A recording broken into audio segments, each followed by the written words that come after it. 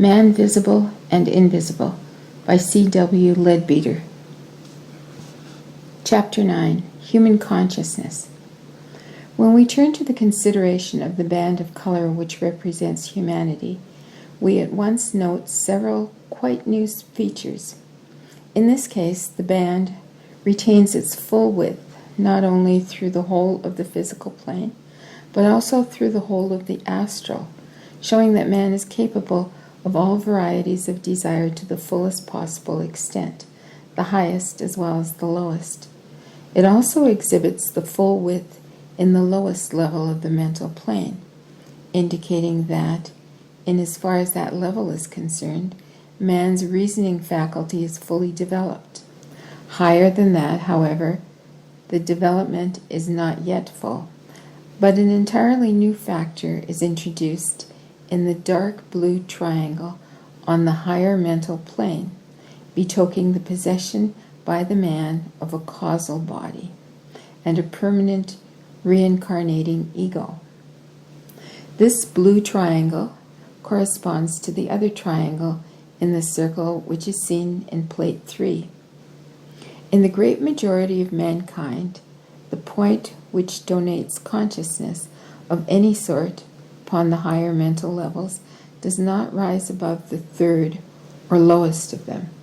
It is only very gradually, as his development progresses, that the ego is able to raise his consciousness to the second or the first of these subplanes. It is not, of course, implied that the man can function consciously at these heights as yet. In the most primitive types, desire is still emphatically the most prominent feature, though the mental development has also proceeded to some extent. Such a man during life has a dim consciousness in his astral body while asleep, and after death he is very fully conscious and active on the lower astral subplanes. In fact, that lower astral life usually forms nearly the whole of the interval between his incarnations, for as yet he is practically nothing of the life of the heaven world. The consciousness of the man at this level is undoubtedly centered in quite the lower part of the astral body, and his life is principally governed by sensations connected with the physical plane. The ordinary man of our civilization is still living almost entirely in his sensations, although the higher astral is coming into play, but still for him the prominent question which guides his conduct is not in the least what is right or reasonable to do, but simply what he himself desires to do. The more cultured and developed begin to govern desire by reason.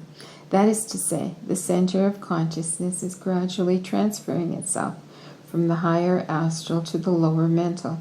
Slowly, as a man progresses, it moves up further still, and he begins to be dominated by principle rather than by interest or desire. To be able to use these different bodies as definite vehicles in which the soul can consciously function is another and still greater development. Any fairly advanced and cultured man has consciousness fully developed in the astral body and is perfectly capable of employing it as a vehicle if he were only in the habit of doing so. But to do this, a definite effort would be necessary.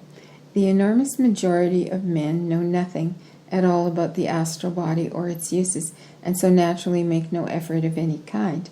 They have behind them the tradition of immemorial custom of a long series of lives in which the astral faculties have not been used, for these faculties have been gradually and slowly growing inside a shell, somewhat as a chicken grows inside the egg. The shell is composed of the great mass of self-centered thought, in which the ordinary man is so hopelessly entombed.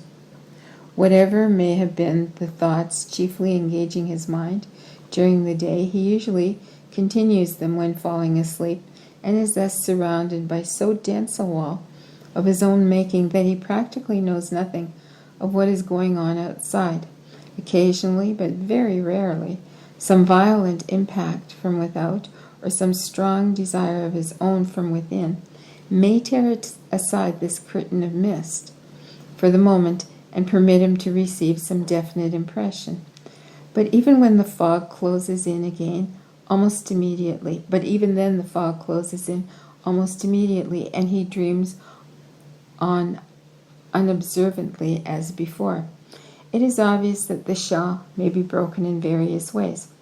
First, in the far distant future, the slow but sure evolution of man will undoubtedly gradually dissipate the curtain of mist so that he will become conscious by degrees of the mighty world of intensely active life which surrounds him. Second, the man himself, having learned the facts of the case, may by steady and persistent effort from within clear away the mist and gradually overcome the inertia resulting from ages of activity. This is, of course, merely the hastening of the natural process, and will be in no way harmful if the man's development is proceeding with equal rapidity along other lines. But if he should gain this awakening without having attained at the same time the strength, knowledge, and moral development which would naturally have preceded it, he would be liable to the double danger of misusing such powers as he might acquire, and of being overwhelmed by fear in the presence of forces which he could neither understand nor control. Third, it may happen that some accident or some unlawful use of magical ceremonies may so rend the veil that it may never be wholly closed. And then the man is left in a terrible condition, so well described by Madame Blavatsky in her story, A Bewitched Life, or by Bulwer Lytton in his powerful novel, Zanoni. I'll spell Bulwer Lytton, B-U-L-W-A-R,